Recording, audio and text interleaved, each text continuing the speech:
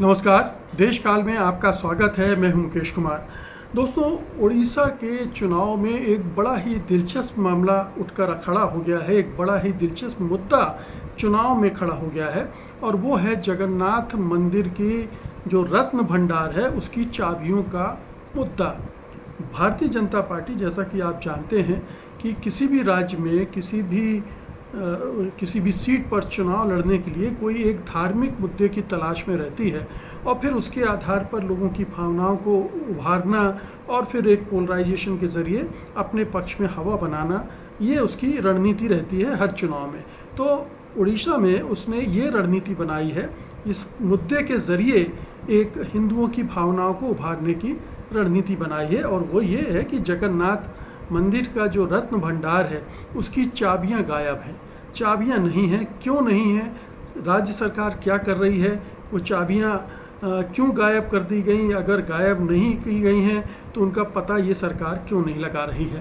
तो सवाल ये है कि ये रत्न भंडार क्या है और रत्न भंडार की चाबियों को लेकर इतना हंगामा क्यों मचा हुआ है? तो रत्न भंडार दरअसल ये जो जगन्नाथ मंदिर है उसमें दो कक्ष हैं, एक बाहरी कक्ष है और एक भीतरी कक्ष है। जो भीतरी कक्ष है उसमें बहुत सारे आभूषण जो राजा महाराजाओं ने दिए थे। ये जो मंदिर है ये 12वीं शताब्दी का मंदिर है, तो बहुत सारे राजाओं ने दिए थे और दूसरे लोगों ने कीमती जो रत्न वगैरह दिए होंगे वो सब वहाँ स्टोर किए जाते रहे हैं और उस कक्ष की चाबी नहीं मिल रही है। इस कक्ष की को मैं आपको बता दूं, आंतरिक कक्ष जो है वो पिछले 38 सालों से खोला नहीं गया है। 38 साल पहले 13 मई से 23 जुलाई के बीच में 1978 में एक सूची बनाई गई थी कि क्या क्या है उस आंतरिक कक्ष में जो आभूषण वगैरह हैं, और उसके आधार पर जो जानकारी सामने आई थी वो ये थी कि रत्न भंडार में 12,831 भारी सोने के आभूषण थे।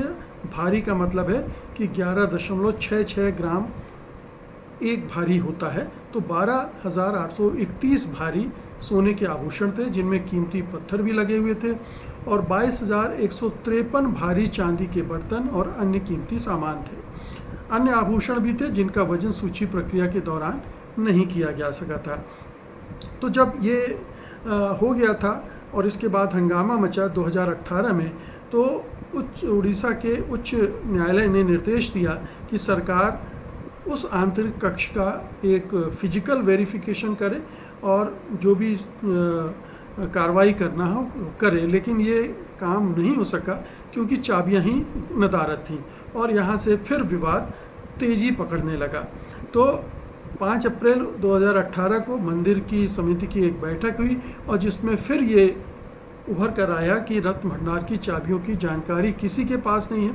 आमतौर पर ये जो पुरी का कलेक्टर होता है उसके पास इस खजाने की चाबी होनी चाहिए, वो आधिकारिक संरक्षक माना जाता है।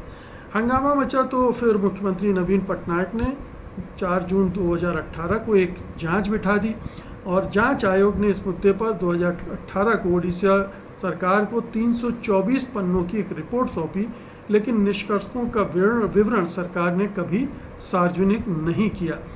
अब भाजपा ने इसको मुद्दा बनाना शुरू कर दिया और ये कहना शुरू कर दिया कि राज्य सरकार को चिंता नहीं है हिंदुओं के मंदिर की, जगन्नाथ मंदिर की, और वो इस मामले में बहुत ईमानदार नहीं है, ट्रांसपेरेंट नहीं है। जो भाजपा के अध्यक्ष थे उस समय समीर मोहंती, वो उच्च न्यायालय में चले गए पब्लिक इंटरेस्ट लिटिगेशन लेकर और फिर उच्च न्यायालय ने फैसला सुनाया और अदालत ने सरकार को कीमती सामानों की सूची बनाने के लिए एक निगरानी के लिए एक उच्च स्तरीय समिति बनाने का निर्देश दिया था और फिर ओडिशा सरकार ने ये 12 सदस्यीय समिति बना दी थी। अब 12 सदस्यीय समिति बन गई थी, लेकिन उसके बाद क्या हुआ ये किसी को पता नहीं। अलबत्ता बीच में पटनायक सरकार ने ये जरूर कहा कि उस रत्न भंडार की डुप्लीकेट चाबियों का एक सेट मिला है।